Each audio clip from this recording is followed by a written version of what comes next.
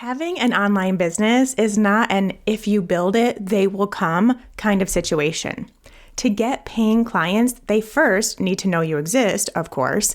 And second of all, they need to know, like, and trust you enough to take the next step and decide to work with you. This only happens by intentionally setting yourself and your business up for it to happen. There are specific tools and strategies you need to consider in your business for effortless client attraction. And today I'm going to share what those are, the pros and cons of each, and how to make them work for you. So stay tuned. Hey there, I'm Shawn Mynar, and this is Unstuck Entrepreneur. I'm a former nutritionist who turned a struggling, stressful nutrition practice into a thriving, freedom-filled online business where I work from home in my sweatpants while reaching and helping thousands of people all at the same time. Now I'm obsessed with showing other heart-centered coaches, practitioners, and solopreneurs how to build a business and life they love. Consider this podcast your safe space to learn both the inner work and practical strategies required to build the impactful, profitable business of your dreams. No hustle, grind, or long hours required. That's right, hustle culture, not welcome here. Let's get into today's session. Hey there, friends. Welcome back to the Unstuck Entrepreneur podcast. So happy to have you join in this episode and checking out the show. Today, we're going to do things a little bit different. I have pulled a masterclass, a recorded masterclass that I did for the Holistic Business Starter course, all around attracting your dream clients and the tools that you need to attract those clients, the content you need to create, where you need to be creating it, all that good stuff, the things we need to talk about here if you want an online business and you want to attract clients, which I think we all do. That's kind of the point. So we're going to dive into those tools, specifically talking about blogging and podcasting, YouTubing, having live workshops, live masterclasses, and what you can do and how you can use those to attract new people to your work and continue to grow your audience so that then your business grows as well. Now, you will notice, because this is a snippet of a course that I have, that I reference other areas of the course, things you will be learning, things you've already done and learned, but that doesn't take away from what we're talking about in this masterclass. So it's something I still really wanted to share with you. And obviously, if you hear those things and you're like, yeah, I want to learn that, or I wish I knew that, then I do have the program available for you, and you can head to my website and check it out. But still really great information, and I still think you're going to take a lot from this. It's a conversation that I love to have and have never really done it in this way on the show. So I thought, why not share it with everyone? So it's a long one. Let's not take any more time here. Let's get right into it. Okay, we are here for the Attract Masterclass. I hope you spent a little bit of time getting really clear on who your dream client is. So who you help and how you specifically help them. If you are still wishy-washy on that, that's okay. Let's keep going. And I think as we keep going, you will also start sparking some more ideas within yourself. So we'll get going. We'll go into the Attract module. Here we are back at the Flow and Grow framework.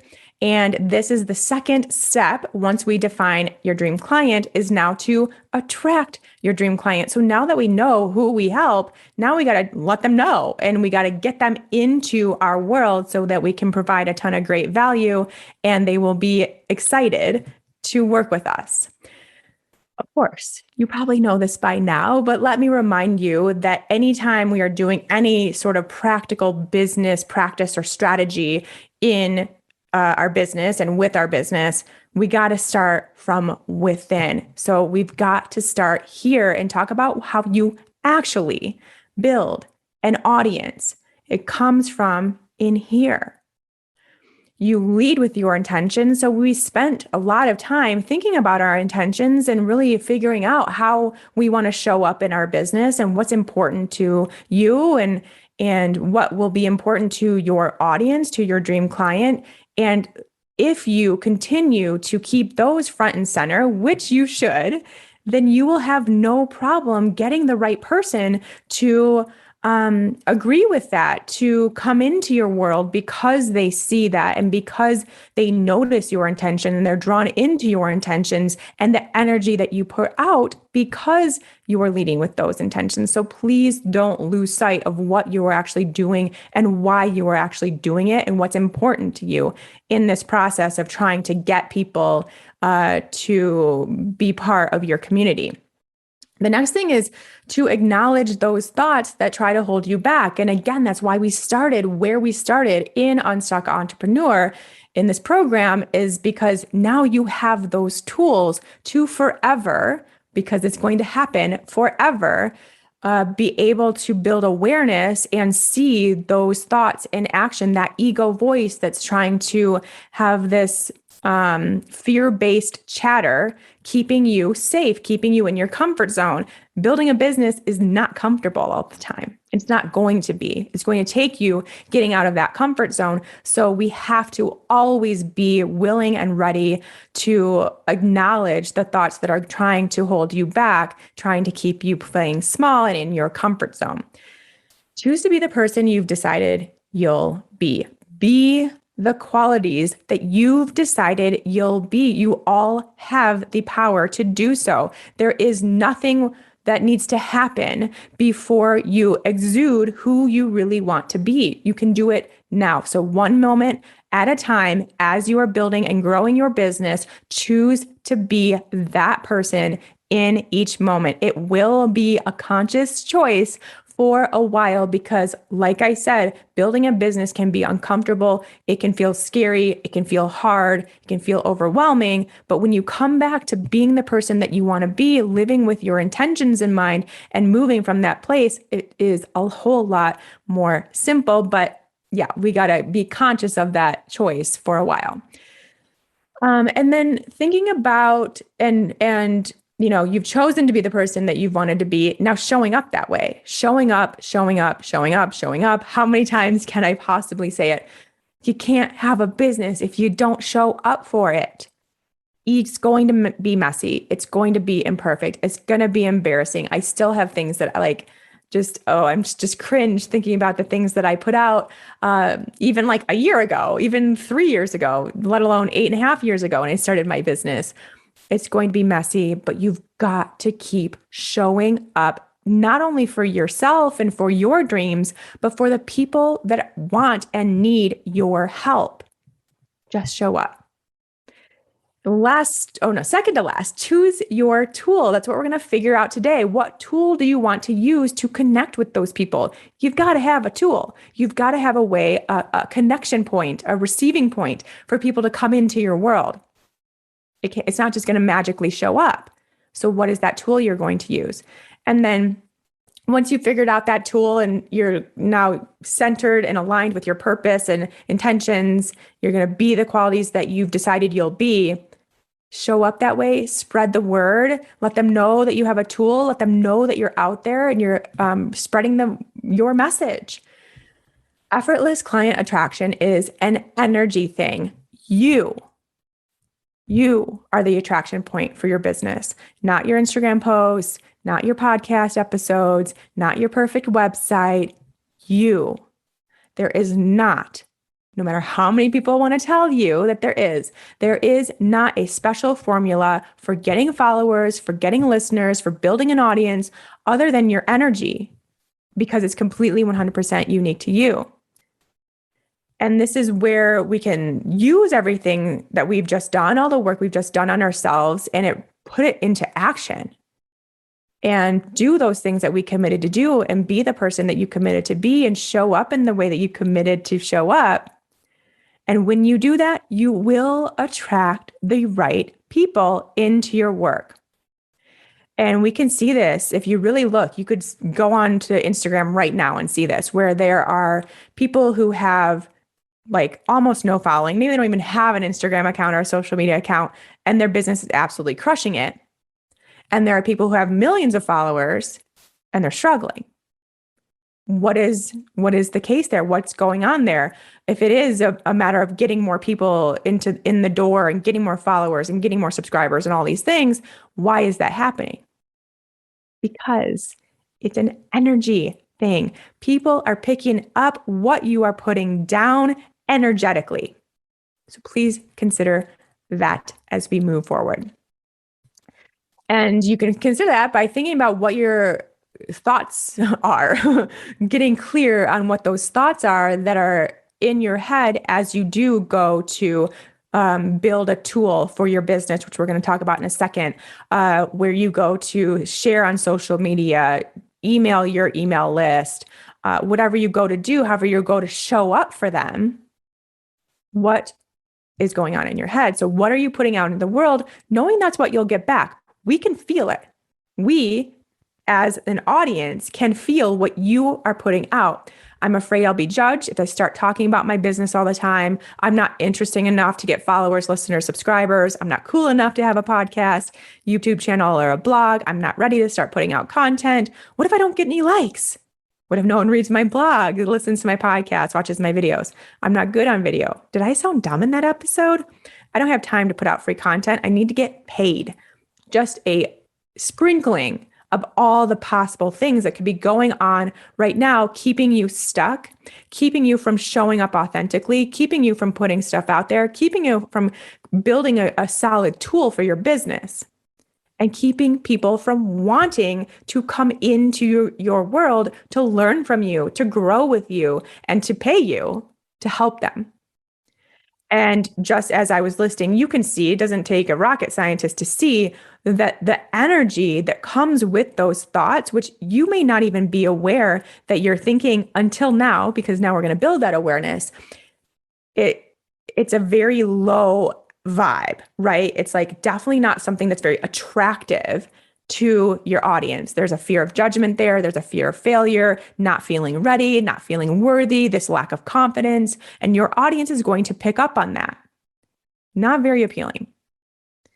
So your audience is not going to grow no matter what you do, no matter how many different places you are, no matter how many times you post on social media, your audience is not going to grow if this is what's going on behind the scenes in here.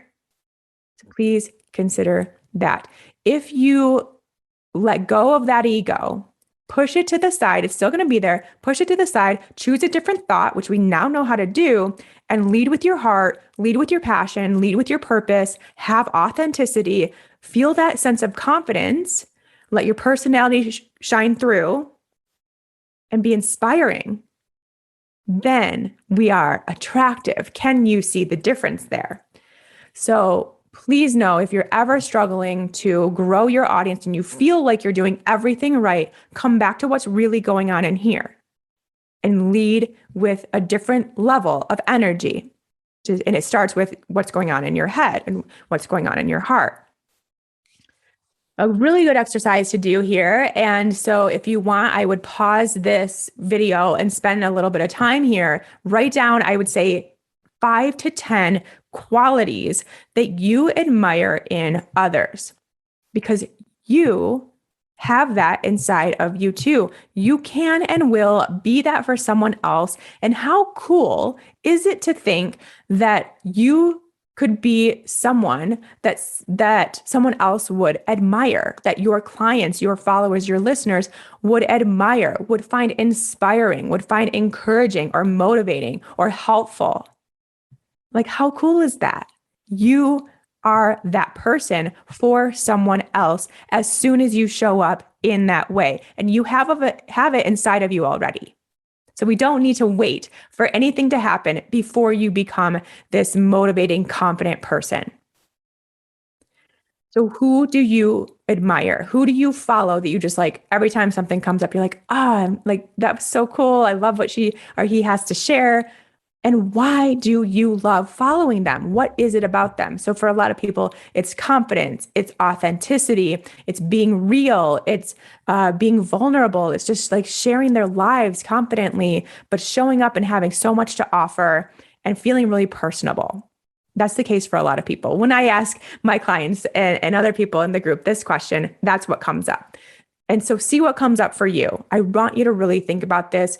Go into your social media and scroll and find those people that really resonate with you and see if that helps you get those qualities. But come up with a list and then see what you can do to show up in that way too, because you are that person too.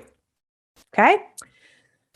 Questions to ask yourself. Again, you can pause this video if you want to do that, or you can wait until the end and ponder these. But how can I show up as a leader in my space? How can I connect authentically with my audience and best support them? How can I use my content to showcase my passion and purpose? How would I show up if I already had 100,000, or insert any number here, 1,000, 10,000, a million, it doesn't matter, but something that feels like a reach for you? How would you show up if you already had that? Already had those people listening to your podcast, reading your blog, subscribing to your YouTube channel, following you on social media? Answer these questions. Do not bypass this exercise. It's important. It is what it will separate you from the people that are doing all the right things and not seeing growth, and they feel like Instagram is impossible and the algorithm is against me and all these weird things that we have, and the people that grow effortlessly. Take the time to do this. All right, let's get into talking about your tool, because part of that was choosing your tool. The primary ways to attract your audience using a tool will be, these are the things we're going to go over today: your voice, you in video, or your written word. So this is where we start talking about all of the amazing, exceptional, highly valuable free content that you are going to deliver to your audience that will make purchasing your paid content the only next logical step. It will get your people to the place where they say, this is who I want to work with. I know they can help me. I know I need this. I know I want this. I know this is right for me. And we have to do that by delivering consistent free content. Really good, highly valuable information, content, tools, tips, advice, education, all that good stuff. So when we're going through this process of talking about all the possible tools, I want you to consider these things. What feels good to you? Of course, we've always got to start here, because we want this to be something that you do consistently for the long haul. That's what it's going to take. So what will intrigue you and inspire you and encourage you for the long haul? What mode of connection feels comfortable and exciting? So if you're terrified doing video, maybe that's not the right thing to do for the long haul. Although I would question that and be like, are you sure? Are you just saying that because you have this thing about being on camera and looking at your face? If that is the thing and it's an ego voice, I challenge you to try video. But if you try it and it's really just this like inner thing, like it just doesn't sit well with you, hey, maybe YouTube isn't the right place for you. And that's all that means.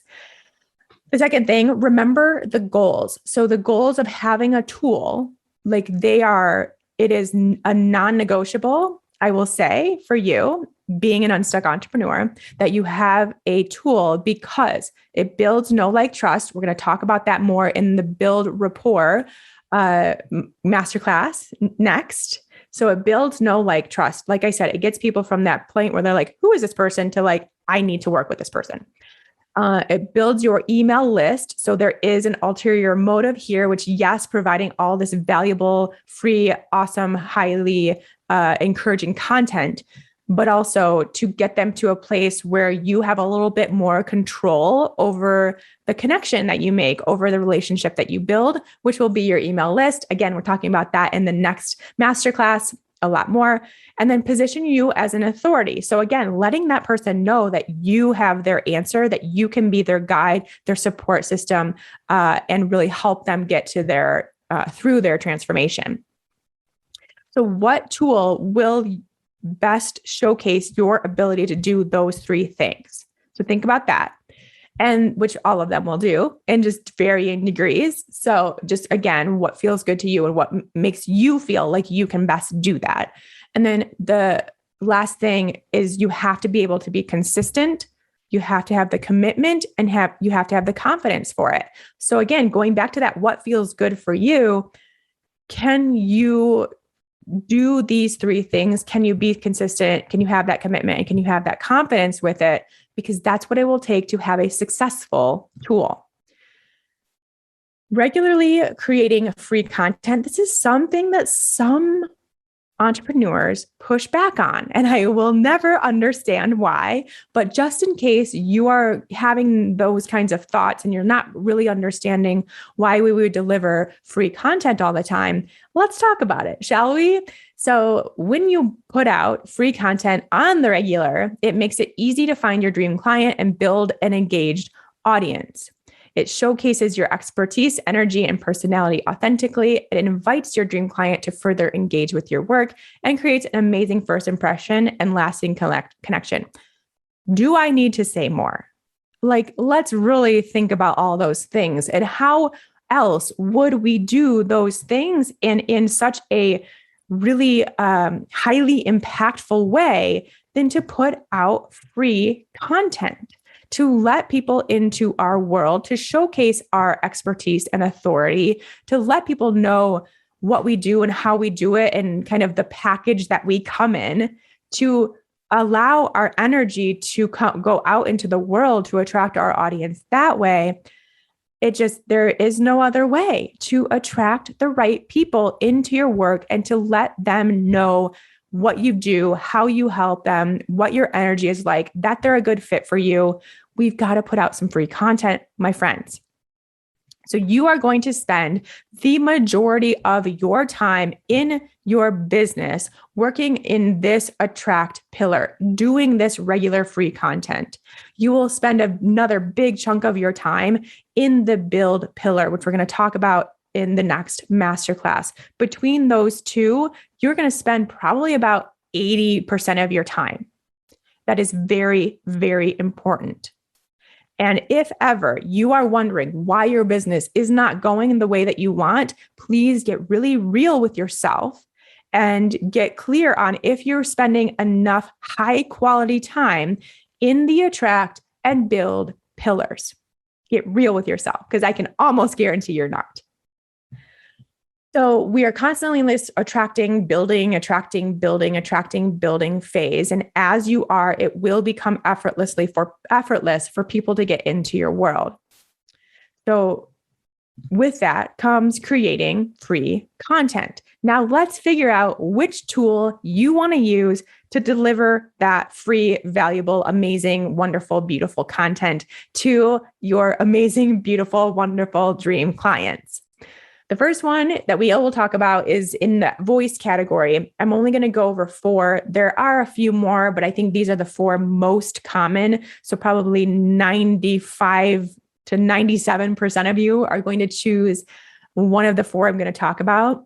And if you're the 2 to 3%, then we can chat further. So just let me know if you want to know some other ideas, but pick one of these. Just start here. So the goals of every blog post: showcase your authority on not only the subject of the blog, but on your overall theme of your entire website of what you do. To keep people engaged on your website, this is super important. You don't want people to just happen upon this blog post, read it, and then leave and never think of you again, not even know what your name is or what you actually even do. What we want is the whole goal of that blog post to get people on your website and to keep them there and to get them engaged in other areas of your website. Maybe have them read another blog post, or maybe have them go to your About Me page, or maybe have them go to some freebie that you have to offer, and then they get on your email list, or even go to your paid offers and see if you have any coaching or anything. We want people to stay on your website for more than just that blog post. So that's really the ultimate goal of having a blog, is to get people engaged with other areas of your work, not to just have them read the blog and leave. And then the other thing is to get visitors onto your email list. So like I said, they might see a place where there's a freebie offer that they really want, because you're going to have amazing freebies, like high value, I should probably pay for this type freebies. And they will not be able to resist putting their name and highly coveted email address into that space to get the freebie. And then when they do, they get on your email list. So even if they don't remember your name or they never go back to your website, now you are still in control of building a really awesome connection with them and providing some really good communication with them because they are now on your email list. And so now we can really build rapport and really nurture that connection even deeper. So those are really the goals of having a blog. It's not just to write and get people on your website and then they leave. Tips for success, definitely use Pinterest to support your blog traffic. This is, if you're not familiar with Pinterest, it is actually a search engine, and we can put in pins that will direct people right to our blog post, right to our website, where they can engage with us further. So definitely consider using Pinterest. Please use the resources I provided in the course portal to familiarize yourself with Pinterest if you're not already. Create a business Pinterest account, spend some time, and just know that you are going to be spending some time creating pins and getting onto Pinterest every time you write a blog post. Also consider SEO. SEO is going to be important. Back in the day, before there were millions and billions of blog posts, SEO really worked super well. And while it has changed and shifted a little bit because of the saturation, it's not impossible.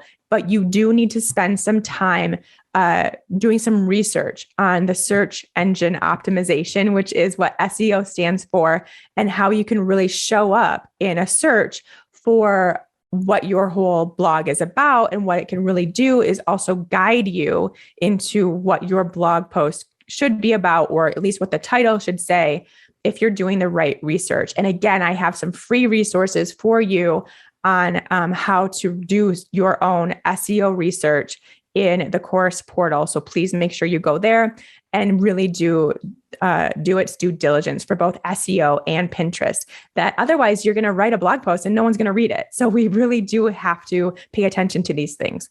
And then showcase your personality. So again, with the practitioner speak, we are professionals, we are experts, but we've got to really connect with the right person. And the connection point is by way of your personality and showcasing that and getting into the heart of the reader by using the words that they would use and by showcasing who you really are. So please consider that and make that a priority.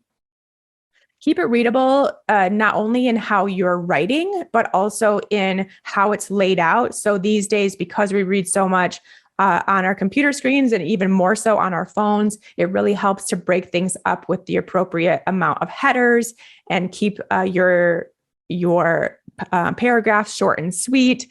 So remember to really focus on the readability, or else you will not get people to stay interested in what you have to offer. Even if it's an amazing blog post and there's tons of information, if they can't read it, if it's not keeping their attention, they'll leave. Most people are going to skim. Keep that in mind too.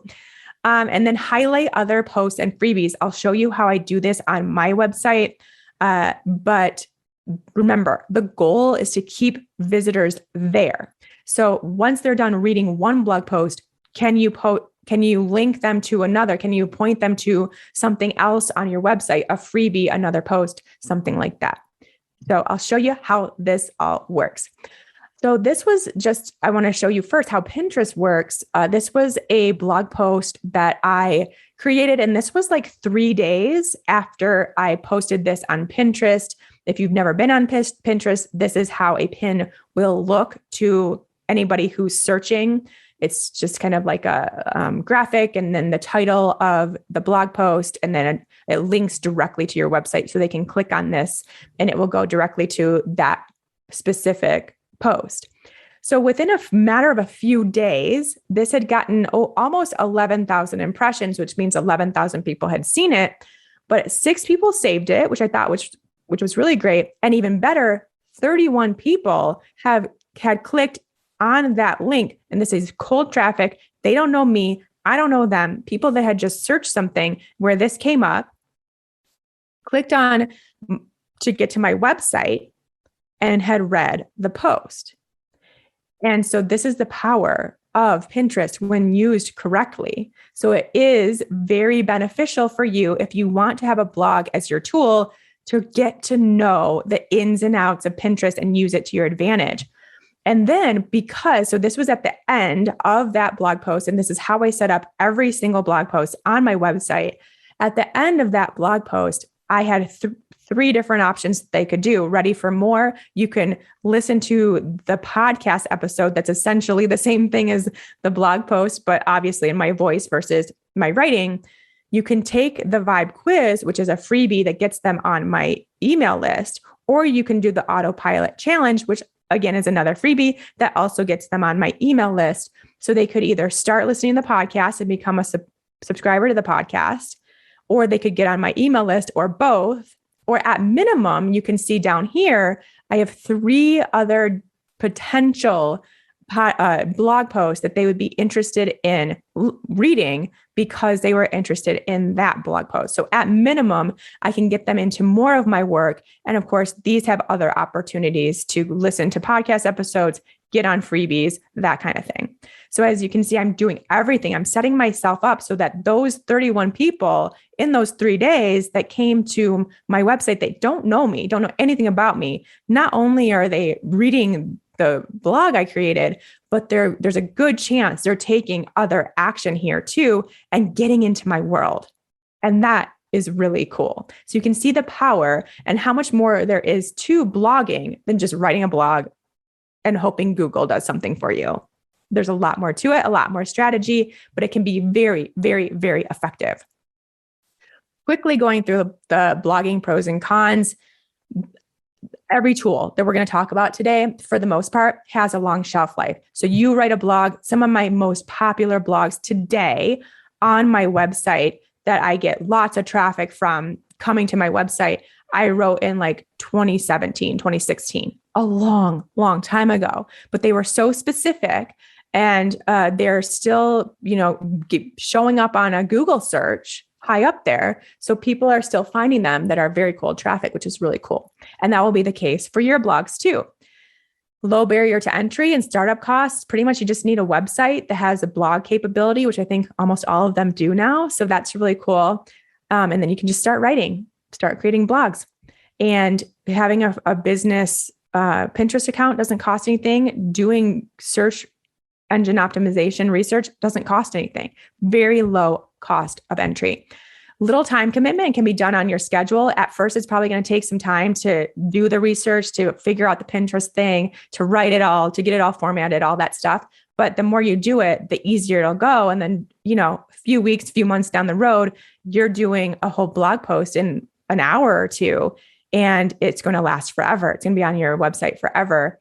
And you can have those hours or two be like at night or on the weekend or on vacation or whatever. Please don't work on vacation, but you know what I mean, while traveling. And so it can be done on your schedule. It gets traffic to your website where they can dive into more of your work. So what better, like all of our stuff hopefully is on our website. Our paid offers are on our website. Our freebies are on our website. So getting someone to go directly to your website is a really great way for them to engage in other areas of your work. And it can be a potential income stream if you want to use something like AdSense or something where there's little ads that pop up on your blog. Up to you if that's something that you really want to do. It's a turnoff for some people, of course, but if you're getting enough traffic to your blog, it may be worth it or something to consider. Cons, extremely saturated market. What isn't these days? So I don't think that's something that should deter you by any means, but it will require you to do more digging to make sure you are writing on the right topics. You're getting some search engine stuff going. So please do the research there. And you must have good SEO to get traffic to your website. It's just, you got to do it. So make that a priority for yourself if you're going to do a blog. I would say this is kind of, I think the biggest con for me is that you will not have as strong of a connection with your audience simply because these days there's so much video, there's so much audio, so many podcasts. We're so used to connecting with people in that way that then when we just have words, It's not impossible, but it just takes a little longer to really get the vibe of that person, the personality, and really let them into our worlds. Whereas, people listen to podcasts when they're like giving their baby a bath or on a hike or working out or cooking dinner or something like that. And we have that, like, they're literally putting us in their earbuds throughout their lives, which is really cool. And we'll talk about that when we talk about podcasting. So that's kind of the one big difference I see, is it would potentially take a little longer to build that relationship. Getting people on your email list will help with that. But could take a little longer, not something, again, to deter you. You need to be comfortable with websites and technology. And if not, get comfortable with it, because otherwise it's going to take you forever and you won't have good functionality. There won't be a good user experience for those people that are coming to your website, all that kind of stuff that we need to consider. And it can be a little harder to promote paid offers because, as we'll talk about as a pro in YouTube and with a podcast, is you have the platform, you have the ability to talk about your paid offers when you do have a launch, there's something going on, there's something exciting for them to consider that's paid. You have the ability to talk about it. It's a little harder to do that on a blog, not impossible, but may take a little bit more strategery on your part to promote your paid offers and to get people in the door to that. And if you want to start a blog, I have a quick start guide for you that you can find in your course portal. Let's move on to podcasting. I think probably a lot of you know I'm a huge fan of podcasting. I've had 3 podcasts, who knows how many millions of downloads these days, which I'm so grateful for. It's just so cool to think about. And I love it. It's been like 7 years now as of the time of this recording. So I am very partial to podcasting, but I'm not going to try to sway you in this way at all, because I know it's not for everybody. But I will tell you what you can do with it. The goals of your podcast, and specifically every podcast episode, are going to be, again, showcase your authority on the subject, not just of the episode topic, but of the overall subject of your entire podcast, overall goal of your entire podcast. Get people to keep listening and subscribe. So again, we don't want them to just listen to one episode and then never come back, not even remember your name, not even keep getting the reminders about your podcast. We want them to keep listening. We want them to find us for one podcast episode and then scroll back and see all the other ones we've done and listen from the beginning, or pick out specific ones they want to listen to and really build that relationship with us and with our podcast. And of course, get them to subscribe so that they automatically get those new reminders when new episodes come out, which is really, really important. And of course, get listeners on your email list. Again, so this is any tool is the end result. The end goal is to get people deeper into your work, where you have a little bit more control, a little bit more power. And I use control, and it feels like a almost bad word to use. And I don't mean it that way, but it's something that we have to consider to have more of the dynamic, the upper hand in the relationship a little bit, which is what email lists will do. Because even if someone subscribes to your podcast, I mean, they can subscribe and delete, or just like decide to stop listening to podcasts and never look at the podcast app again. And then you've lost that relationship. Whereas if they're on your email list, then you still can reach out to them. I don't think anybody is going to stop reading their emails anytime soon. I think we're safe there. So you have a little bit more power there. Tips for success: encourage listeners to share episodes. This is going to be the biggest way, at least I have found, to grow your listenership, is to get the people that are already listening, the people that you've already connected with and created that relationship with, to share it with other people that they think would be a good fit, because they're automatically going to share it with your dream clients, because, they're not going to share if it's something for menopausal women, a whole podcast about menopause. They're not going to share it with like their husband. They're going to share it with people that are going through menopause. So they're automatically creating that connection for you. They're really doing your marketing for you. Sorry, I have a hair. It's tickling me. And so really use that to your advantage and call it out. Make that request during your episodes, at the end of your episodes, even in your show notes to share it with others who they think would be a good fit. Such a good way to get new people in the door, and you kind of using your listeners to help you do that. Consider SEO. Podcast platforms are search engines. So people go into podcast platforms and search like menopause, and they will get episodes and podcasts and hosts that talk about menopause. So think about that, not only when you're titling your episodes, but also when you're titling your entire podcast. What's the title of your podcast? And will it be catchy to that particular dream client? Will they immediately light up when they see the name of that podcast? The name is extremely searchable. And so we want so badly to be catchy and clever and cute with the title of our podcast, but in reality, we need it to be searchable over anything else. So when I had a podcast called The Keto for Women Show, it exploded because people were literally entering in to the search box, keto for women, and they still do to this day.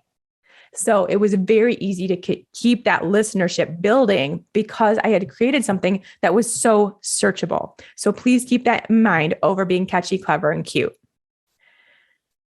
Invest in good quality audio. These days, there are so many people with amazingly highly produced podcasts that we want to be in that category. We don't want people to not listen and to go somewhere else simply because our audio sucks. And that will happen. You can control that. You can invest in some good quality audio. It's a small investment with a high return. So please make sure to do so. I've linked several different mics that I've used over the years that I have found to be really good quality at different price points. So find what works for you, but make sure you get some good quality audio. Keep it authentic and conversational. Again, lots of podcasts out there. People want to, and I was actually just talking to my partner about this today. Like some of the podcasts that we absolutely love, we've been listening for so long that it feels like they're friends. When something happens to them, good or bad, like we feel that in our bodies as if they're our friends telling us. And can you do the same while also providing amazing, good educational content? But can you do so in a way that feels really authentic, feels really friendly, and really keeps that connection and that communication going? Have great guests and be a guest on other shows. That's how you will build an audience. Also, don't just have anybody that comes to you that wants to be on a podcast and promote themselves. Really make sure you have a good, strong connection with that person, because that's going to lend itself to a good conversation and your listeners will recognize that. So do your research.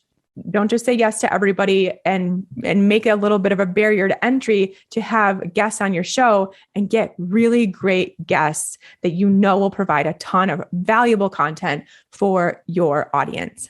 And then, yes, being a guest on other shows is also really beneficial to promote your own show, not in a weird, sleazy way, like I'm just going to use your show to promote my show, but people will get to know you and what you provide and the value that you have and what you talk about. And will want to learn more from you over on your show. And then lastly, stay consistent for the long haul. Like all of the tools we're going to talk about, this is a long game. In general, building your business is a long game. So please know that it is one of these things that has a snowball effect and will grow, but it's slow growth most of the time. Yes, there are outliers that have this amazing success right away. But for most people, it's a slow build. You are reminding your listeners to tell their friends, if they know someone else that it would be a good fit for the show. And then that person tells 5 of their coworkers. And then those 5 coworkers tell 3 of their family members. And it builds, but it's a slow build. And so please be consistent. Give it honestly at least a year before you make any decisions on if it's successful or not, if it's something you want to keep doing or not. Give it at least a year. And don't forget to share that you have a podcast everywhere all the time. Okay. Quickly, pros and cons, very little startup cost and barrier to entry. Again, get that mic, make sure you have a computer and a way to record yourself. And you'll need probably to pay a nominal fee, although there are some free ones, but I do encourage you to pay a little bit of money for a good quality platform that will share it over all of the other platforms. So you'll need to use something like Libsyn or Podbean or something like that to host it for you. Very little barrier to entry and cost of entry. It's a great way to build a loyal following and build know, like, and trust. That's what KLT stands for, know, like, and trust. We're going to talk about that more in the next masterclass. But it is a great way to really build, like I was just talking about, feeling like you're building such a strong connection with these people that you don't actually even know. They're out there listening. You don't know them, but they feel like they know you. They feel like you're friends, and they would definitely want to work with you in this paid capacity too. So it's just an excellent way to do that. You have control over your content, so you can decide what you want to talk about it in each episode, how you want to talk about it, how long you want it to be, what tips you want to give. You have complete control, which is so, so fun. You can talk about anything. Although I would recommend you keep it in the realm of your overall dream client and what they would want to hear about, of course. Worldwide access. Anybody can listen to your podcast, which means your business can easily go worldwide, which is super cool. It's a potential income stream, may not be at the beginning, but you can have sponsors, have ad spots in your podcast episodes. And this would be something where it does require a specific level, so a specific amount of listeners and subscribers for each episode before you can really pitch this. So just know that and keep that in mind. I honestly don't think it's really something that you should consider for at least the first 3 to 6 months. Just get your bearings, get the ball rolling, see what comes up, see what your numbers are, see how it's growing, because those are going to be things that people, the brands that you want to work with, will need to know in order to know what to pay you. So please keep that in mind, that it will be potential after the fact. But also from the get-go, if you think of it this way, is that you, again, have control over your content. You, again, can self-promote. So in a roundabout way, it is an income producer because it is the way for people to know about your paid offers in many cases. So again, record anytime, anywhere. My mic has been all over the world with me. I've recorded episodes of podcasts all over the world. So that's a really cool thing. It's a very travelable tool, which is nice. And you, again, do have the ability to self-promote. You can talk about your paid offers, your launches, what you've got going on, and have people get interested in those right from your podcast. It is a saturated market as a con.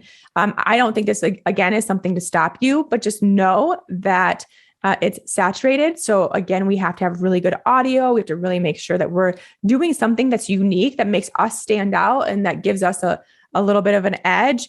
Your energy, just you being you, is automatically going to do that. But even more so if you really showcase your personality, really be authentic, really share your story, get some good guests on, that kind of thing.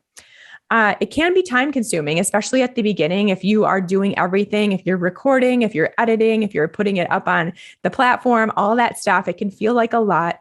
Trust me, it gets a lot easier as you go. In a matter of weeks, you will shave hours and hours off of your time to produce a podcast. So at the start, it's going to be a little time consuming. It does get a lot better, but you do want to make sure that you spend the time. It's just highly, highly valuable time to make sure you're putting out good content. It won't generate revenue right away, like I said, unless from the start you can talk about your paid offerings. Absolutely. So that kind of in a roundabout way, we'll be producing income, but it will take some time to get those numbers and to get your audience built up enough to where you are at a place to have sponsors. And you do need to promote regularly to gain an audience. It's not one of those things where you just have a podcast, you never talk about it, you put it out into the world, onto Apple and onto Spotify and all these places, and you just assume people are going to find you and you're going to have this amazing influx of listeners. Exceptions, of course, to that. But the rule is you are going to have to do the work to promote the podcast to get a regular audience. Okay. So we want to share it on our social media. We want to share it in our newsletters. We want to share it to our friends and family, do word of mouth. We want to have our friends share it also to anyone that they think would be good for it. Talk about it. Talk about it. Talk about it. Talk about it a lot. Okay. It's like your main thing. If you would like to start a podcast, I have a quick start guide for you in the course portal. Okay, moving on to tool number 3, which is video. And by video, I will get more specific and say YouTube. YouTube is, as I think many of us are aware, but just in case you don't know, it's the main video platform where tons of people just have this really great community built based on what they put out in their video. It is a search engine. We're going to talk about that in a second. So something to consider really, and it also is a Google subsidiary. So it is a huge place where we can get a ton of exposure to a cold audience, which is something that we really need to consider. The goals of your videos should be to showcase your authority. Again, get people to keep watching and subscribe. Same thing with the podcast. We don't want people to just watch this half of this one video and leave and not know our names or anything about us or anything about what we do, but get people engaged, get people to subscribe so they get notifications when there's a new episode that we put out, and get them to keep watching the rest of our channel, what else we have out there. And always to get listeners onto your email list so that you have the upper hand in the relationship and can continue to build rapport with them. So get listeners onto your email list by way of the description. Right in the description of every video, you have the ability to write in there a clickable link so they can just click and get the freebie. We'll talk about freebies next time. Don't worry. Tips for success. Stick with it. Same thing as the rest of them. Stick with it. It can take a while, but it will be worth it. There is a solid chance that you record a video and put it out this week, for example, and 3 people watch it. It's like your mom, your best friend, and your sister watch it. And then nothing happens. And then a year or 6 months or 3 months down the road, it blows up. You just don't know. And that's kind of the fun thing in a way about YouTube is things that you've done years ago gain traction and get you clients and get you new followers and these new things coming to you. And really, it's the same thing with podcasting and the same thing as blogging. What you are doing now and the work you're putting in now for any of these tools will live on for the long haul, and you will get followers on your Instagram or subscribers to your email list or people on your website, people wanting to be a part of your paid offers that found you from something you created years ago. And that is really cool. So the staying power is huge. And the same thing goes for YouTube. So please don't give up too soon, just because things haven't taken off. It takes time. Snowball effect. YouTube is a search engine. What is your dream client searching for? Make sure that the videos that you create are things that people want to hear about. Otherwise, no one's going to watch it because no one cares. So you can do some research even within Google to see, or YouTube to see what people are searching for. And can you create a video around that? Do a little bit of research before you just go off and decide to create a video about this specific thing. It's kind of very similar to what we would do with a blog and doing that research first. Stay relaxed and engaging on camera, which at the beginning may seem impossible if you are not used to being on camera, but it will get so much better with practice. Just keep trying, keep showing up, keep practicing, and you will see that you start getting your video legs and it becomes actually really fun. And you can stay relaxed and engaged while on camera because that is what people connect with. Again, they can feel your energy through the screen. And we want that energy to be one that is relaxed, that is confident, that is the expert, and that is what will keep them attracted to you. Good lighting is key. So do a little bit of research on what would be good lighting for you. Be in front of some natural light if you can. So find that good window in your house and just put your whole YouTube setup there and really focus on keeping that lighting top of mind. If you're too dark, people are going to find someone else. We need to be visually attracted to your work too. Share the goal of the video right away, because otherwise people are going to click out if they don't know what they're going to get out of that video. So if it's a 10-minute video and they have to wait till minute 8 before they get anything out of it, it's not going to happen. So share what they are going to learn and how it's going to be helpful to them at the very beginning, so that they do have the patience to wait until minute 8 before you actually get there. So give them a little bit of a guide at the beginning. And then lastly, direct viewers to your freebie link. You've got to do it every single time. Get them on your email list. Share the freebie in your description. Get them to click that link when they're done with the video. Okay. Pros and cons. Strong connection with your audience video is so big in the business space, probably for the long haul. And so because everyone's used to seeing video, we are used to having that sort of built-in connection with your audience. So please think about that and know how beneficial that is to your business and how important it is to your business. It has a long shelf life, just like the rest of them. We've already talked about that. Highly searchable. Again, YouTube is a search engine. Use that to your advantage and make sure that you are giving the answer to something that you know your dream client is searching for. Worldwide access. So your business can quickly become worldwide, which is so cool. You could have clients in all different areas of the world, which I just think is the coolest. Potential income stream. Once you hit, I believe it's 1,000 subscribers on YouTube, you can have some sort of paid advertisements going on before your video, in your video, that kind of thing, and make a little bit of income, income on that.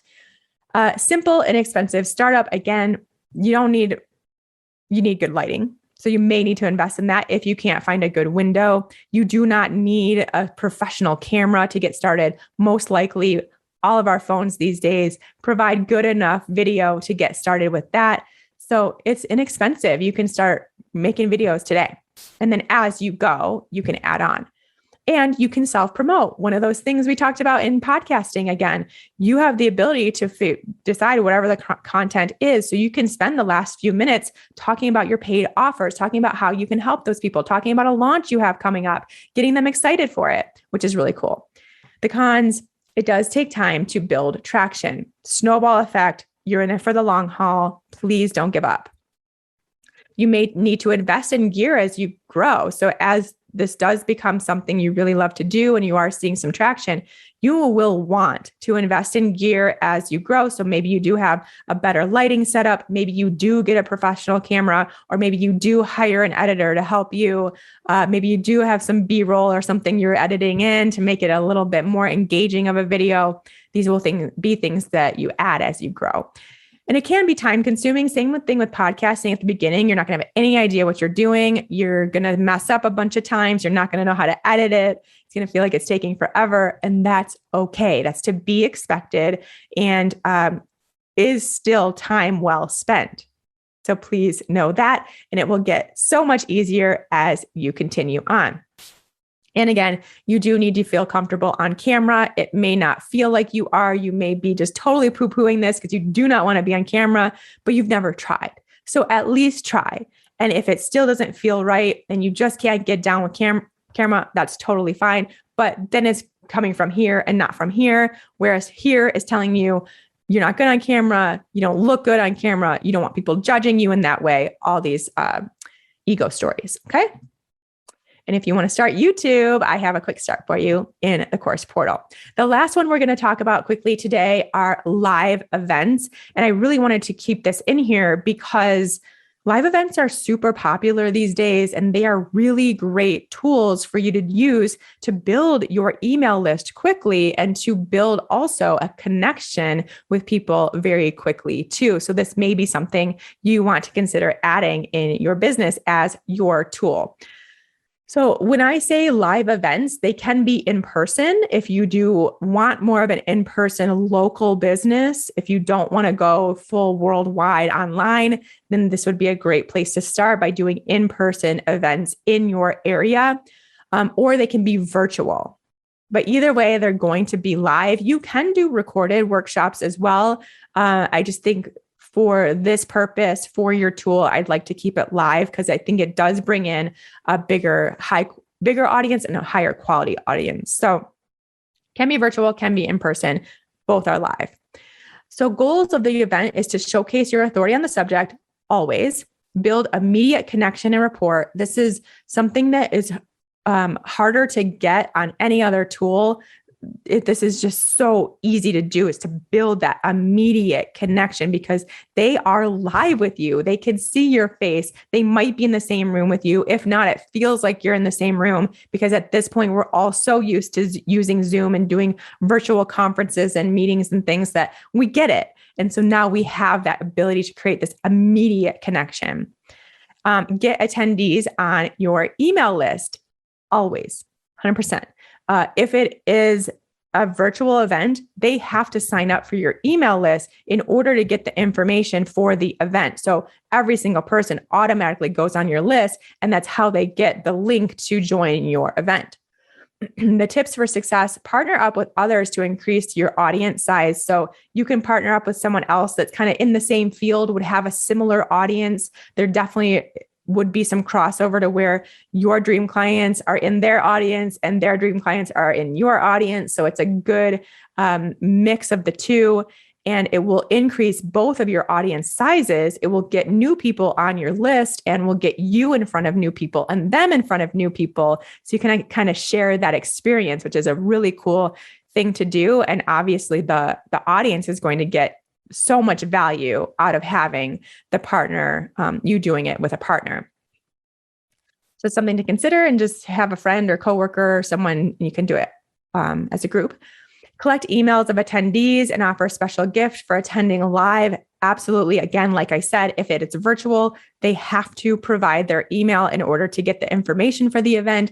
If it's in person, then you're going to want some way to collect their email, either like a table at the front or passing around something while they're there at their seats to where they can put in their email address, something. So make sure you are figuring out some way to collect their email address. And then the people that are there live, I think it's really cool just to provide a special gift. That can be something, it's kind of one of those things where it will excite them to give their email address because they know they're getting a gift in return. So especially for those live events, in-person events, it will give them a little push to provide their email address so they can get the special gift that will come via email after.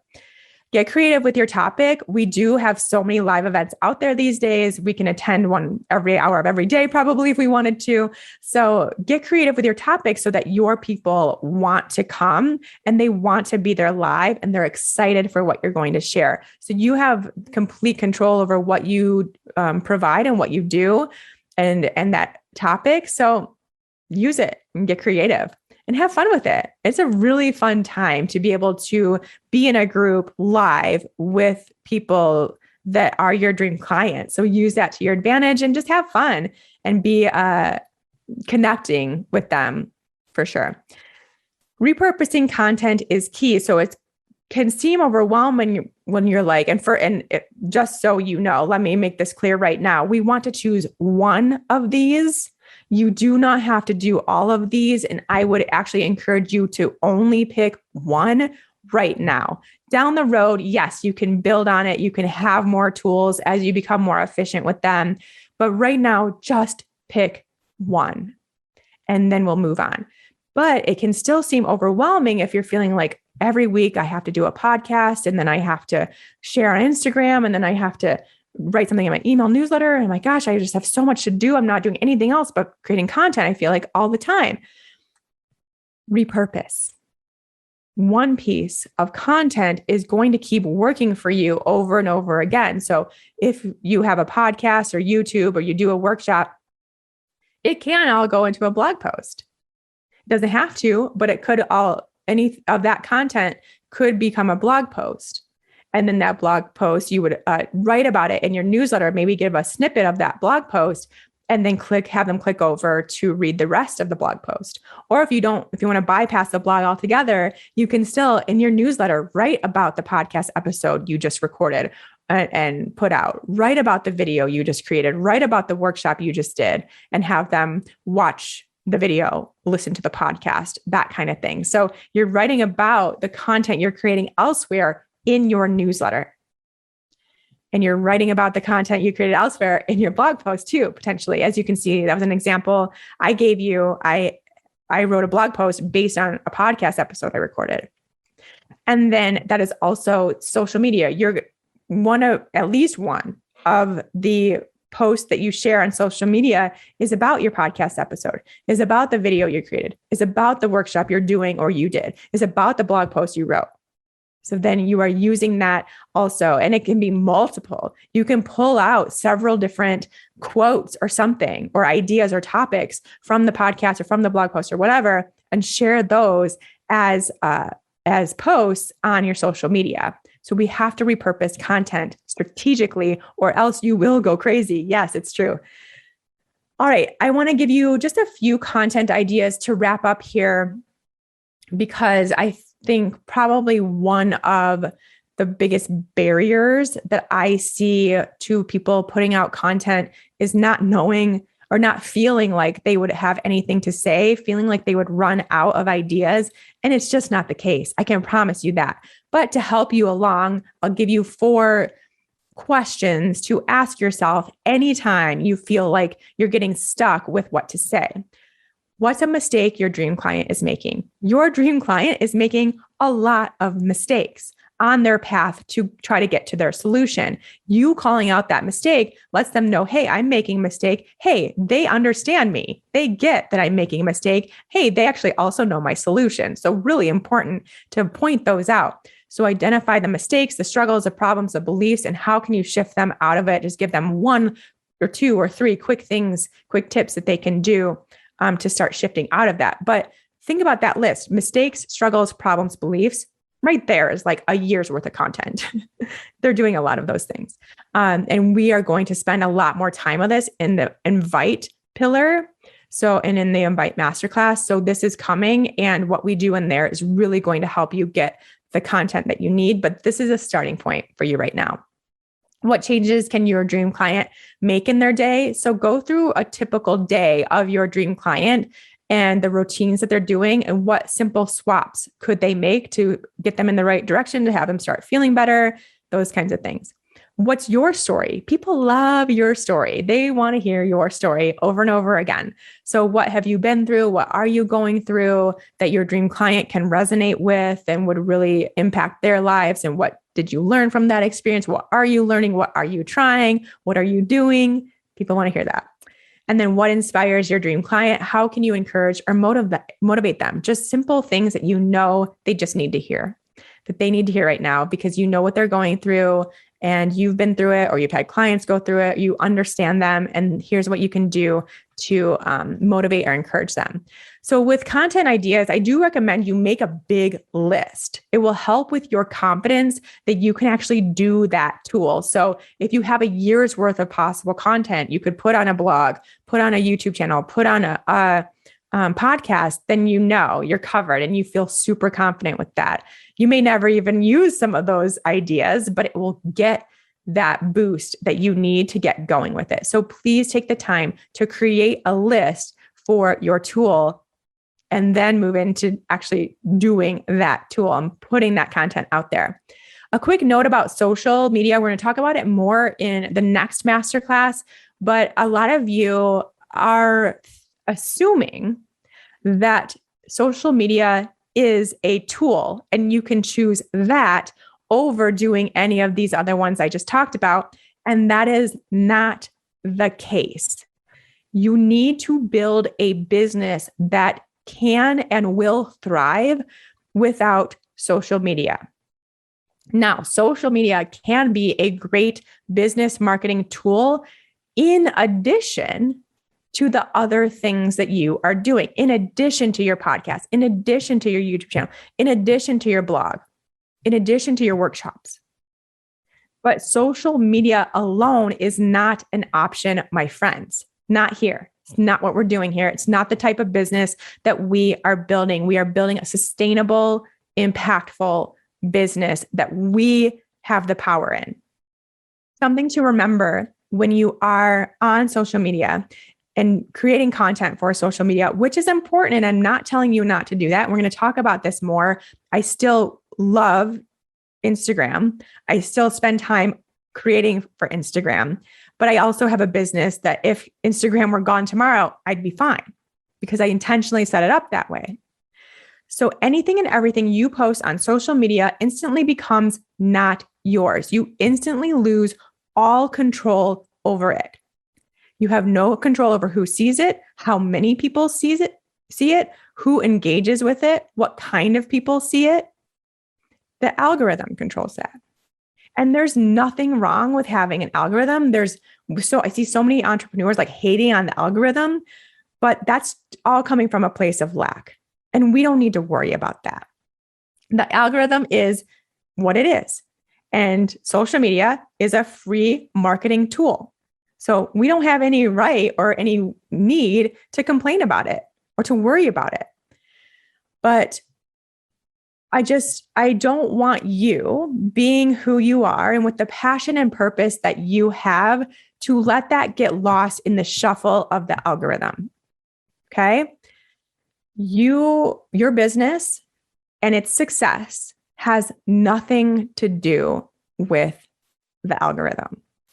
So use your message, share your message, be passionate, be purposeful, have your values and vision at the forefront, lead with your intentions, and do that elsewhere.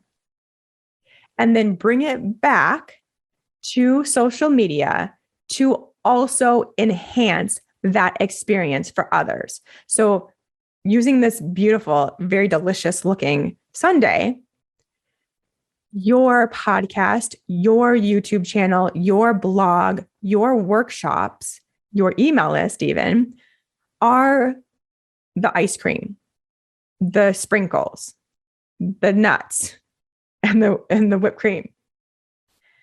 And that would already be this amazing, amazing sundae that would be so delightful. But then we'll just add the cherry on top, which is Instagram, Facebook, TikTok, Twitter, whatever social media platform you prefer. Okay. So we're not going to rely on social media to build our business. We need to think of it because we don't know any better. This could happen where one day we wake up and Instagram is gone. TikTok's gone. Twitter's no longer a thing. And then what? So we have to build our business outside of that. And then that cherry on top, let's use it while it's here. Let's have fun with it while it's here. Let's build a community while it's here and get them into our other work, get them over to our podcast, get them on our email list, get them watching our YouTube videos. So social media is a great way for your audience to get to know you, like you, and trust you better, but it is not the only way. Okay. So we will definitely talk about social media more coming up. Definitely build a social media platform. Definitely spend quality time there. Absolutely. With boundaries, all the boundaries in place. But don't feel like you have to have a certain number of followers. Don't feel like you have to show up a certain amount of times. Don't feel like you have to spend a certain amount of hours there to have a successful and profitable business, because that is not the case. Okay, so that will do it for this Attract Masterclass. Please spend some time really considering where you want to show up for your business, for yourself, for your clients, and work out that tool. Get started brainstorming, get started with the planning process, get started getting it together. And next masterclass, we're going to talk about building rapport with your dream clients, which means email. It's all about the email. Don't give me pushback. It's for a good reason. I promise I will share that in the next masterclass. We'll see you there. Hey friend, real quick before you go, don't forget to head over to my website and take the quiz to find out your solopreneur personality type. I've created a super fun, super informative 2-minute quiz that will show you which one of the 4 solopreneur personality types you fall into. Could it be the boss, the socialite, the visionary, or the supporter? Which one are you? Not only is it just fun to know more about yourself, especially as it relates to your business, but it's also really important information so you can be sure that you're building a business that works for you based on your energy, your personality, and your desires. Did you ever take those quizzes from the Cosmopolitan magazine back in the day? It's kind of like that, but with actual solid questions and real helpful tips and advice at the end. You can find the What's Your Solopreneur Personality Type quiz right on the homepage of my website at shawnmynar.com. Head there now to take the quiz, then let me know over on Instagram at unstuckentrepreneur what your type is. I'll see you over there.